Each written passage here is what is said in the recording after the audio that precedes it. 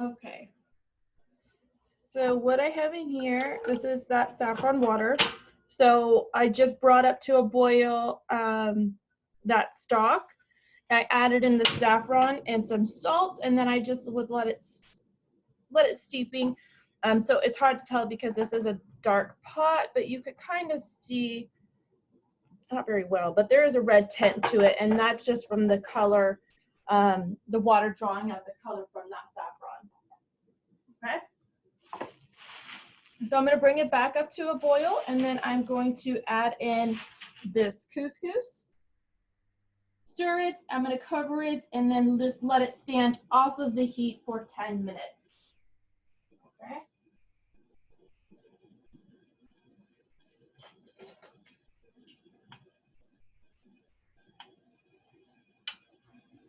So it's starting to come to boil.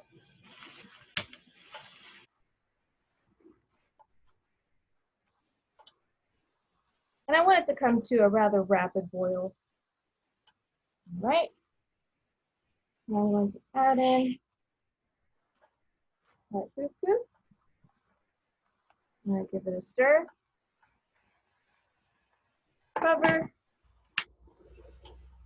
Off. And I'm going to set it aside for 10 minutes.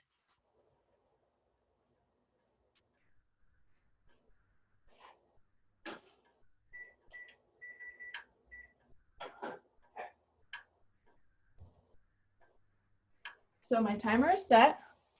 So now while that's sitting, I'm going to do the braised cabbage. Okay.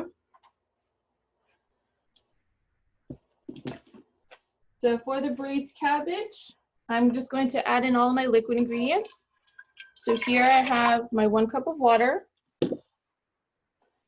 I have my 1 cup of sugar.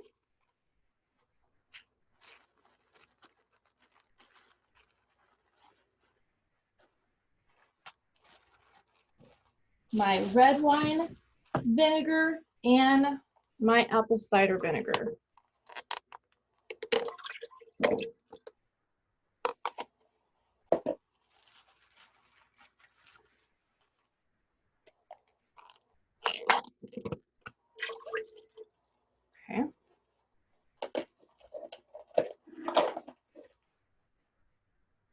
And I'm going to add in a pinch of salt. All right. So now that I have all my liquid ingredients, I'm going to turn on my heat just to a low heat for right now. Okay.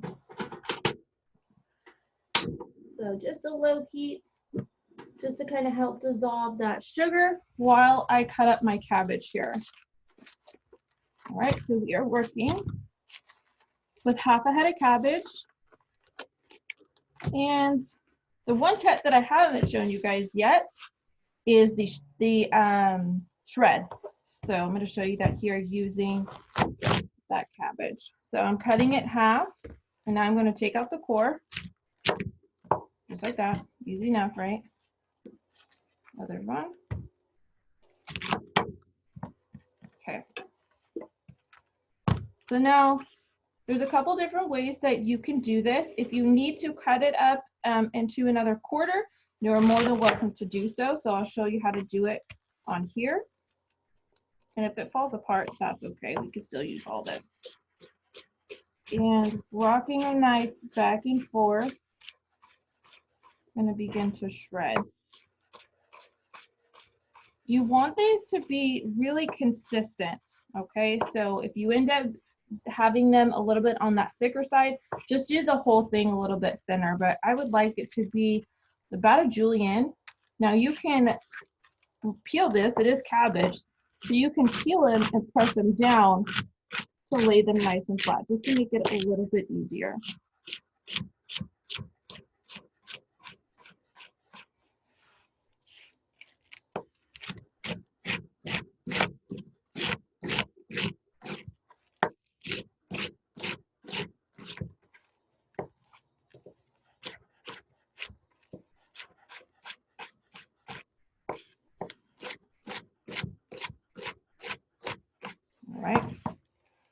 Or if you would like to leave them whole and stacked, you're more than welcome to do so.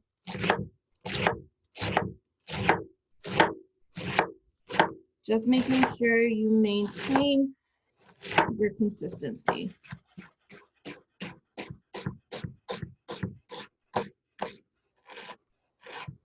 Okay. So either way, however you would like to do it.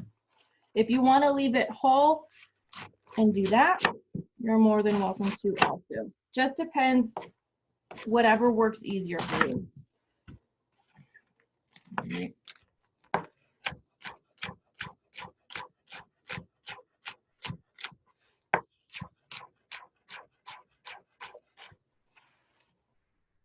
So really just take your time, aim for consistency. That's what's most important here.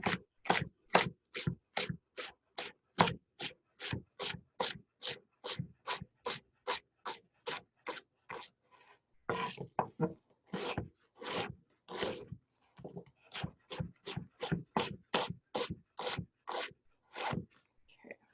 Last section here. This actually cooks down quite a bit, so it looks like a lot of cabbage, but it'll be about a quarter of what we have here by the time it's braised all the way through.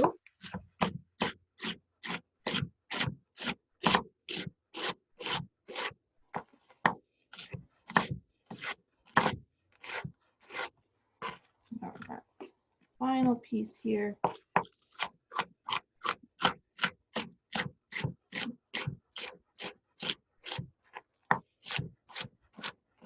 All right. There's all of our cabbage. All right. So this has been on low heat. I'm going to turn it up now that my cabbage is done, and I'm going to add all of my cabbage into my liquid here.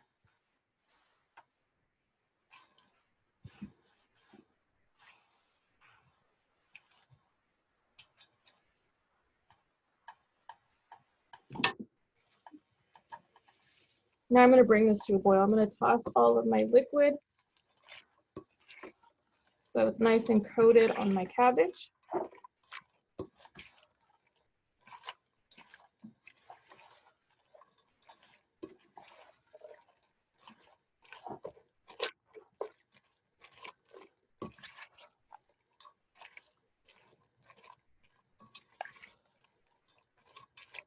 All right, so it's nice and coated. Now I'm just going to bring this up to a boil, and then I'm going to turn down my heat and let it slowly braise for about 30-35 minutes. And then at the very end, we'll julienne our green apple, add that in, and then continue to braise it for about 5 to 10 more minutes, just until those apples are softened. Okay, so I'm just grabbing my lid here.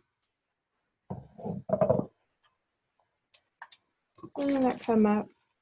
You'll see that as soon as you put all that cabbage in there, it's going to turn all of your liquid this like beautiful purple color.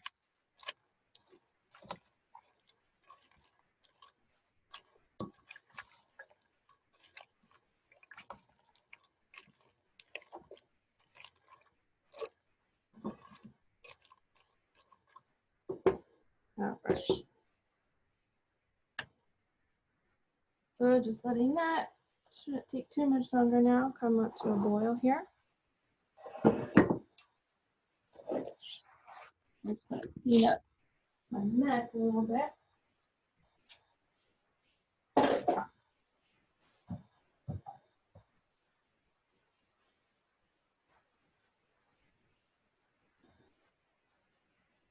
Start to see a little bit of movement in there.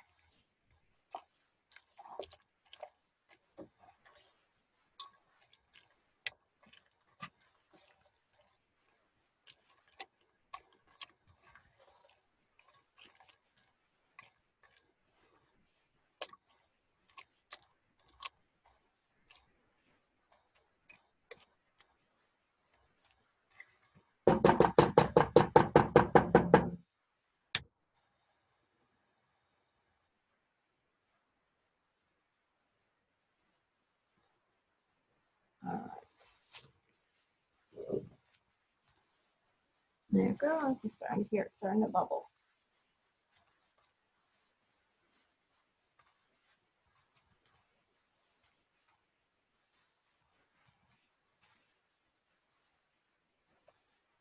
So you can see it starting to bubble up. Perfect. So now what I'm going to do, cover it, set up a timer, 30 minutes.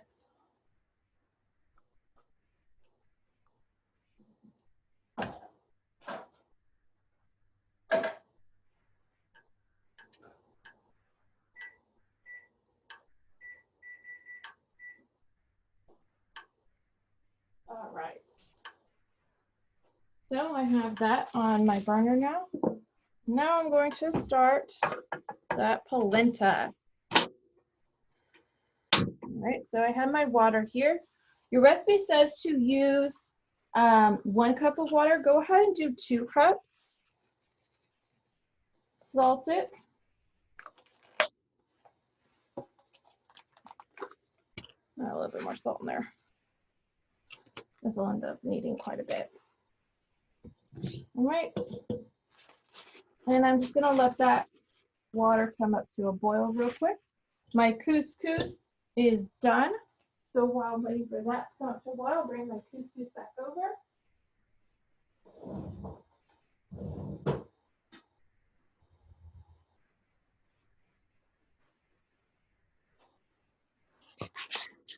Okay.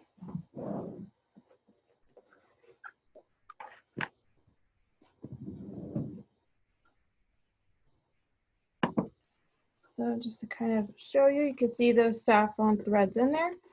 And now we're just going to take our fork here and break up that couscous.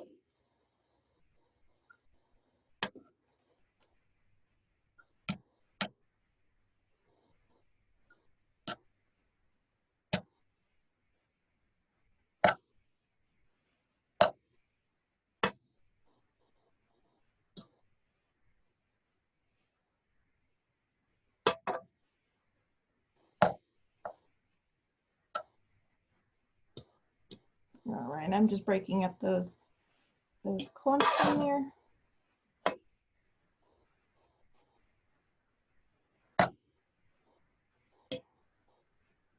All right, now I'm gonna give it a taste.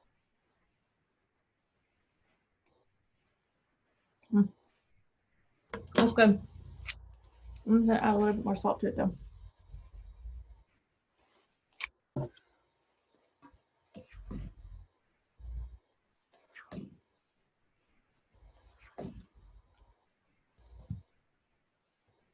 All right, couscous is done. So you can see how nice and fluffy that looks. All right, I don't know if you can. All right, that's what we want. All right, couscous is done. So I'm gonna go ahead and set this aside.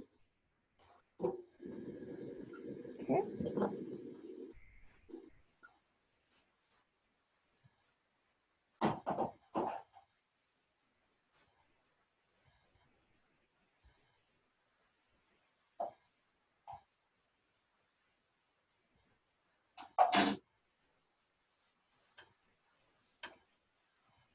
All right.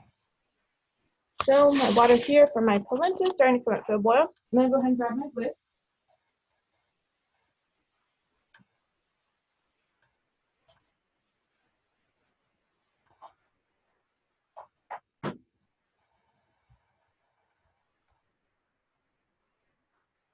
All right, my whisk here. I'm gonna measure out my 1 cup of water.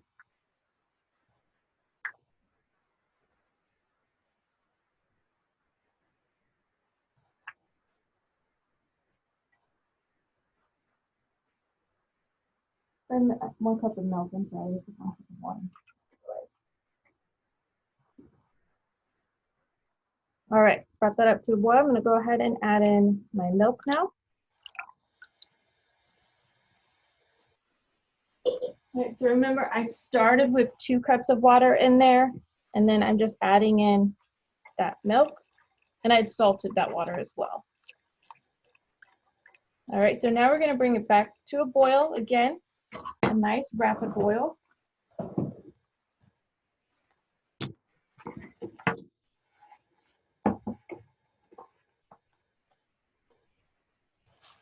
All right, just be careful when you're using milk. We don't want it to boil over. That's why I like to bring it up to a boil first using just that water and then add in that milk. Okay, and I have my polenta here. The polenta is going to continue to thicken as it's cooking, and you'll need to continue to stir it also. All right, so you can see it starting to come up to a boil. So we want a nice rapid boil here.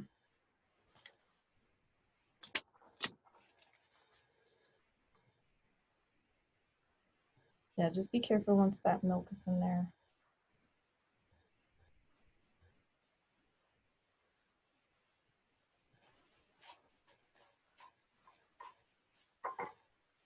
All right, there it goes. So I just turned it down for a second. I just didn't want it to boil over. I can see what's going to happen very quickly. All right. So nice rapid boil. So now what I'm going to do is I'm going to grab my polenta, and while whisking, I'm going to start pouring in that polenta. You want to do this at the same time. Whisk while pouring. All right. So now what we're going to do is we're going to continue to whisk this for about a minute or so. We don't want to just let it sit, because what will happen is it'll all clump up on the bottom. So you want to continue to whisk it, not just while pouring it in, but for about a minute or so after. All right, and then you're gonna have to continue to come back and forth to this. It'll take about 20 minutes. So I would say every couple of minutes or so, go back to it, just give it a whisk, just so it doesn't stay, just so it doesn't clump up. If you notice that it's really thick, you can add a little bit more water or stock to it.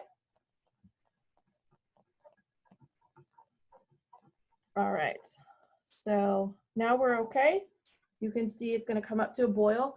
Turn it down to low heat while it cooks for that 20 minutes. What will happen if it's too high on a heat, it'll actually shoot up, all right? It'll splatter and go everywhere as it continues to thicken and cook. So you want to leave it on about a low heat, having low bubbles forming just like that is perfectly fine. You might even want to turn it down just a smidgen, let it continue to bubble low like this, right? Like I said, every couple minutes, go back to it, give it a whisk, and then just let it continue to cook. Okay? So what I'm going to do right now, I'm going to go ahead and set this aside, and I'm going to get set up for the demo of the chicken. Okay.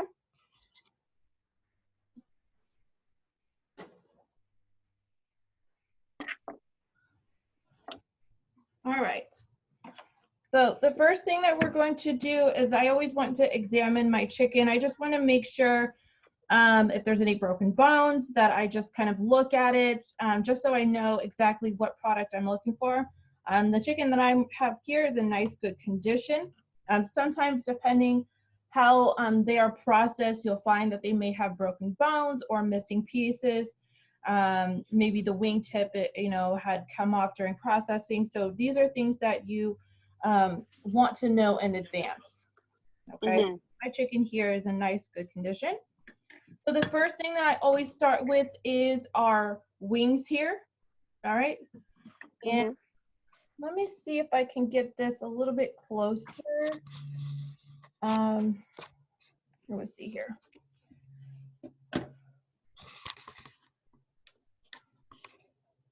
Is that, I don't think that'll work. I'll just have to leave it up here. Sorry. All right, no focus. There it goes. All right. So hopefully you guys can be able to hear this. All right, so this is kind of important. I actually will break the bones using my hand. So what I'm going to do is I'm going to grab that wingtip, and you can see that that joint is right there. So if you move that wingtip, that joint, what I'm going to do is I'm going to press it with my finger. If I press it here, and go backwards, you should hear a crack. And then if you feel it, you should be able to feel where that joint is now disconnected. All right. So now what I'm going to do is I'm going to take my knife and go right through that joint. So find out, all right, where's that joint? All right, I see it right there. And it should cut through nice and clean. You shouldn't have any issues cutting through that. All right, so that's the wingtip. This part, you will never serve this. There's no meat on there. So really you'll just reserve this maybe for chicken stock. All right, that's kind of all it's good for. All right, so now I'm going to do the same thing on the other wingtip.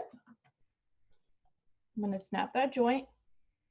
All right, find out where that joint connects. All right, there it is. And there it is.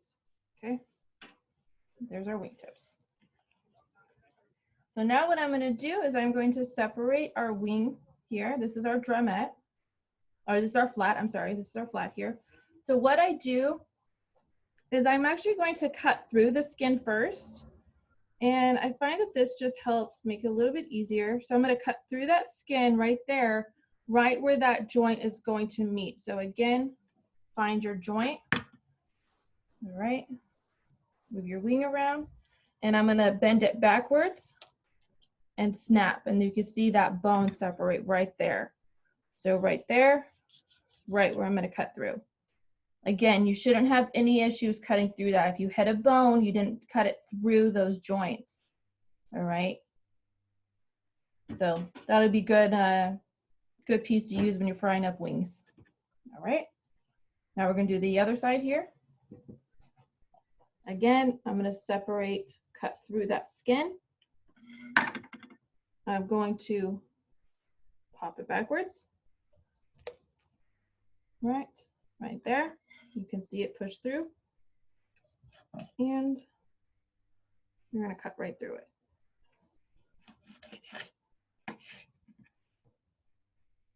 Okay, there's my wings.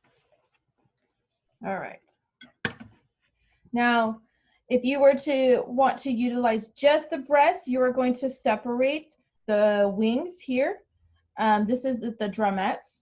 So this you'll use when you're frying up some wings. Also, we're going to leave ours intact so we have a nice airline chicken breast. All right, so I'm going to leave those intact for right now. Now what I'm going to do is I'm going to separate our legs and our thighs. Okay, so you can see where you have the skin here. So what I do first is identify where my breasts are, and if you press right in there, you can see, okay, you know, there's my breast, and right there is where I'm going to cut. So I'm going to make a small cut through that skin.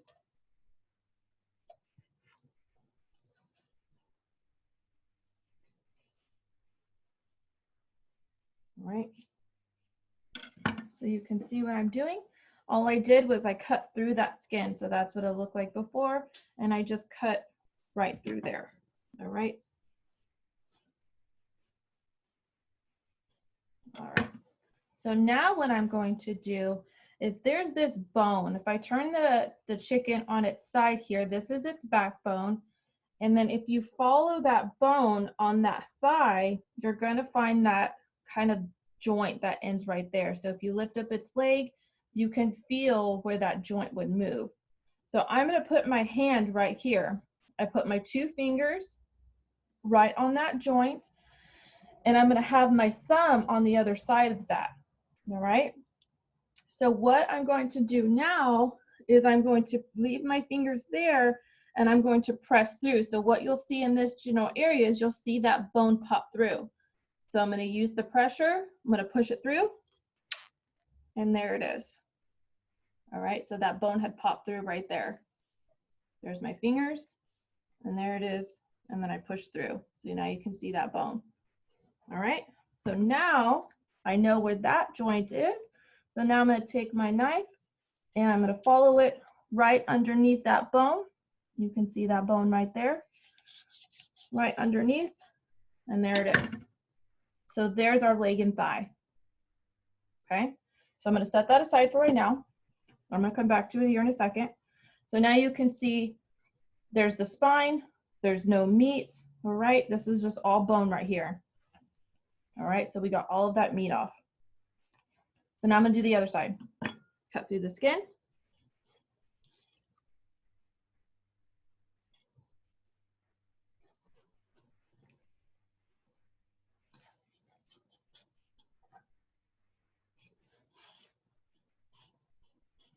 Okay, cut through the skin. Find that joint right there. Put my fingers right on that. And I'm gonna push through so you can see that bone pop up. Okay, and then I'm gonna cut through right there, right underneath that.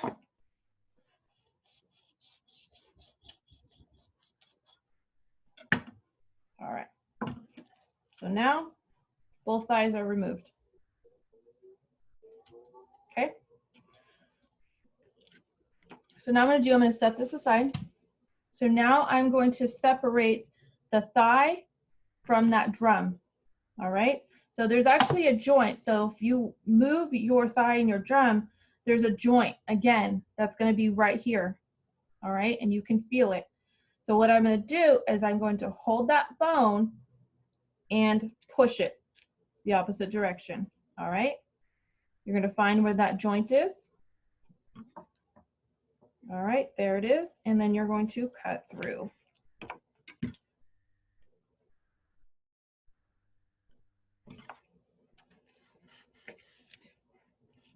Cut through that. Oh, all right there. There it is.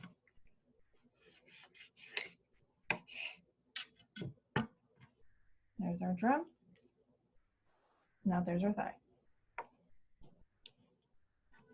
Okay, now I'm gonna do the other half. Okay, so you can see. All right, go ahead, break it. Once you get more comfortable, the breaking it isn't necessary, but I find that it helps when identifying the parts of the chicken. All right, so right there, I'm gonna cut through. Right there.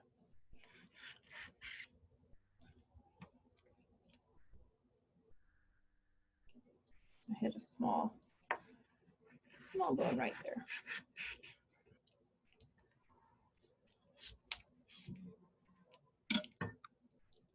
There it goes, right there.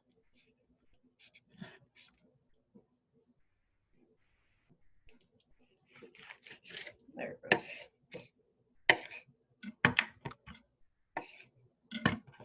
All right. Excess skin. All right. There's our drum. And then our other thigh. Okay, set those aside. Now we're going to come back to the remaining carcass of our chicken here, and now we're going to remove the breast. So you're going to feel with your fingers, identify where that spine is, all right, where that breastbone is. All right, so there's my breastbone. And then what I do is I find that breastbone and then just kind of move my fingers right to that side of it. And that's going to be my guide. That's exactly where I know where that breast meat begins and that bone ends. All right, so right there. So right where my fingers are, I am going to line it up, directly touching it. All right, and I'm going to begin to cut down. Make a small cut right through. So if this right here is that breastbone, right there. That's the breastbone. So I'm right to the side of that. All right. Now continue to cut through, just like this.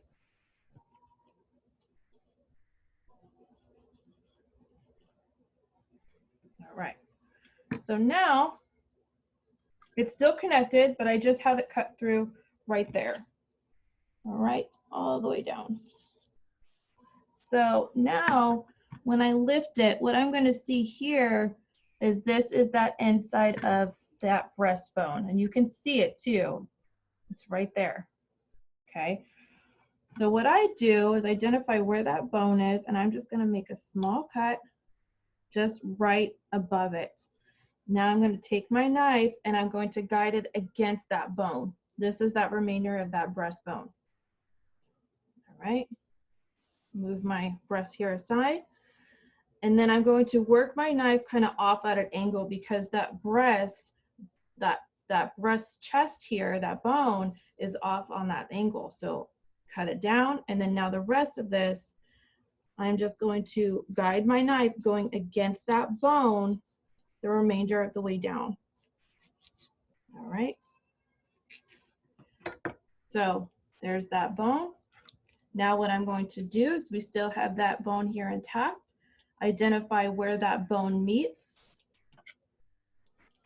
And then we're going to cut it out. All right, where's that bone?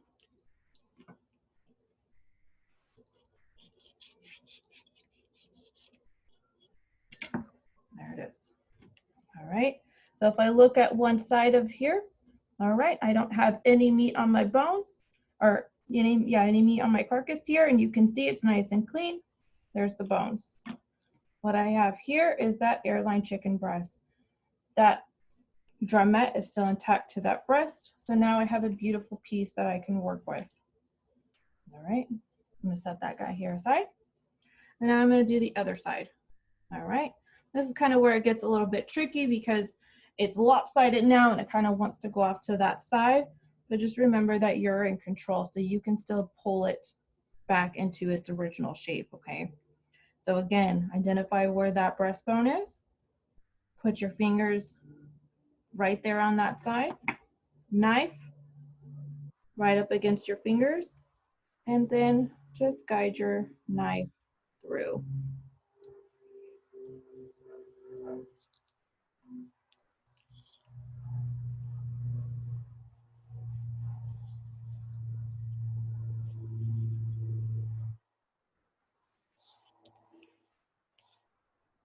All right, again, once you cut it, all right, that's that breast bone. Then you have that small bone here underneath. I'm going to identify where it is. I make a small cut. And then now I'm going to guide my knife following that bone all the way down, all the way. All right, now we have that. Identify where that bone is. Okay.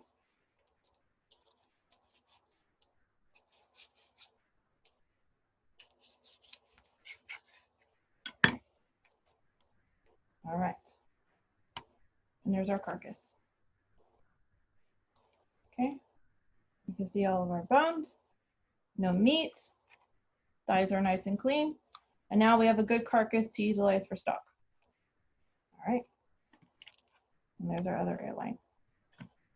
If you have excess skin, you can trim that off. All right.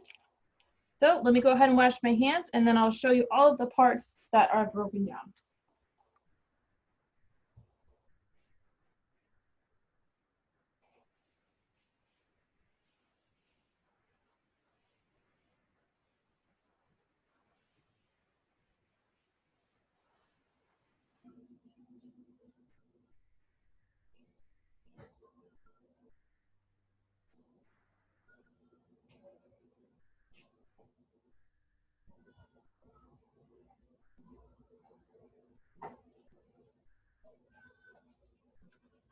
All right. So I'm gonna move my cutting board here aside.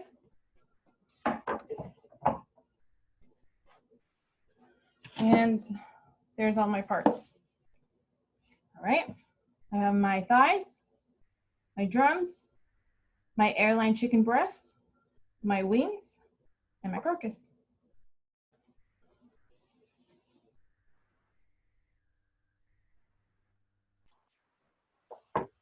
All right.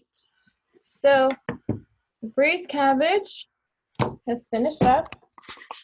This 30 minutes. I'm going to show you what's in here. All right. So now what we're going to do is I'm going to cut up our apple, and then we're going to continue to braise this for about 5 more minutes. Okay. So looking good.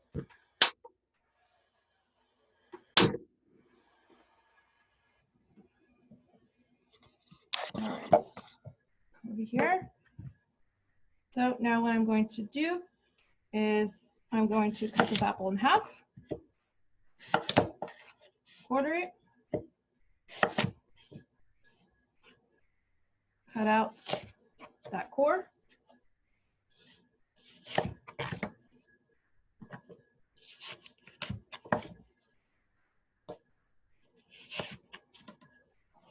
All right, now I'm going to julienne my apple.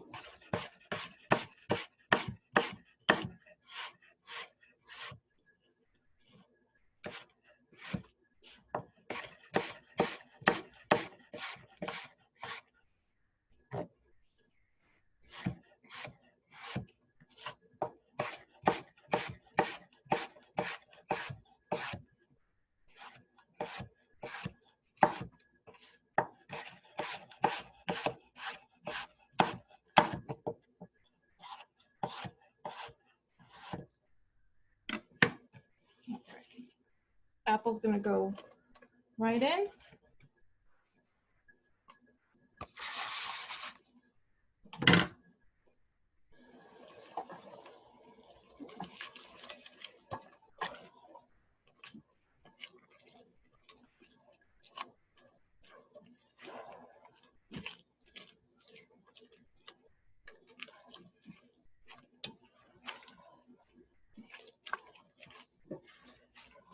All right.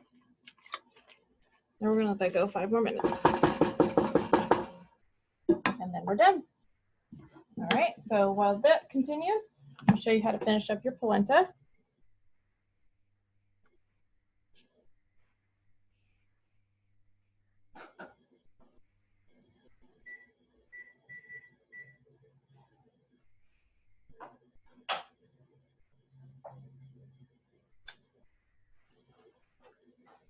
All right, so here's our polenta.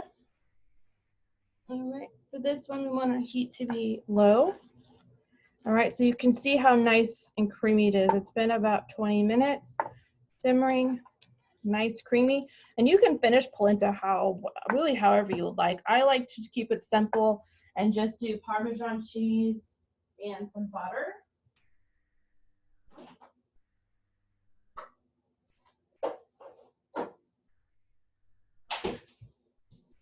You can add a lot of herbs into it, and polenta is very, very versatile.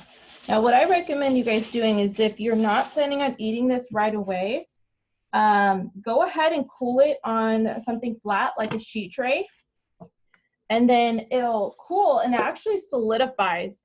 And the cool thing about polenta is when it solidifies, you can actually do quite a few different things with it. You can deep fry it, you could cut it up and put it on a grill, and it just changes the entire flavor and texture of it. It's so good. And here I have some Parmesan. Right, if you have some on hand, you can even add, any type of cheese really into this. And then we're just gonna kind of keep mixing it till the cheese and that butter melt into it. So it's good, nice and warm and creamy like this. I like to serve it up, you can do some like meatballs and marinara served on top of this. I've done like a ratatouille served on top of a creamy polenta. And then of course, if you want to deep fry it, that's my husband's favorite. He doesn't like it creamy, but he does like it deep fried. All right, so I'm gonna go ahead and give it a taste.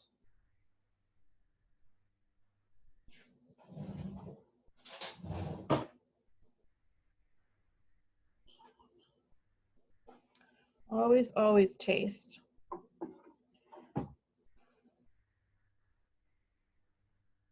A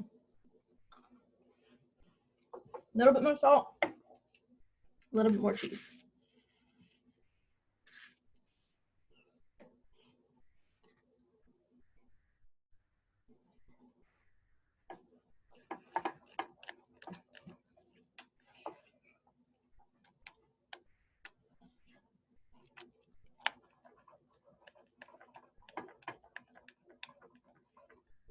I'll move that, mix it.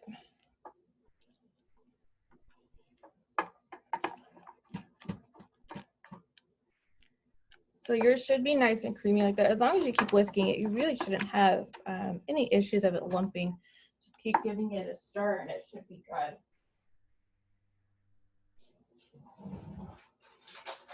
Go ahead, grab another spoon, maybe give it another taste.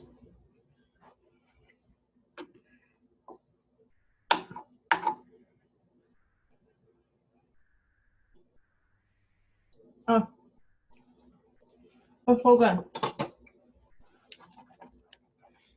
All right, perfect. Done. That's it. What I'm going to do, I'm going to show you, I'm going to cool it on a sheet tray. All right. So here I have this one here. I'll take out my whisk.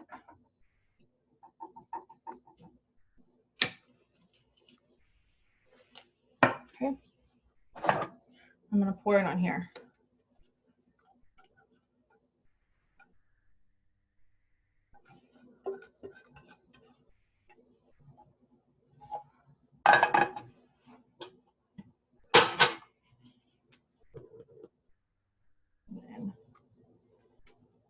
And then, like I said, so once this cools, it'll solidify, and then you'll actually be able to cut shapes out of it. So you can cut some circles, some squares, you know, use your imagination, and then it makes a really good. Could just oil it, salt, pepper it if you want to throw it on the grill. Of course, you can eat it hot as is also. It's really hard to reheat it hot though, because it solidifies when it's cold. If you wanted to try to reheat it and serve it warm, you can. You would have to add more water back into it, and then you're gonna have to kind of mash up all of those lumps. So it is possible, but you know, if once it's cooled, you might as well just utilize it in some other sort of fashion. All right. All right, there it is. And then I'm just gonna go ahead and just put this in my fridge just like that. All right. And my braised cabbage is done.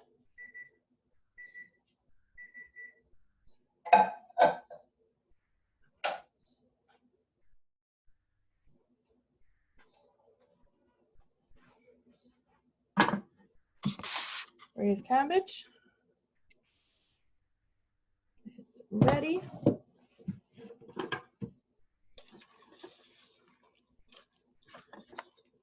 There it is. Those apples don't take very long to soften. You know, and this will make a nice side dish. You have that nice bright purple braised cabbage in there. All right, there it all is.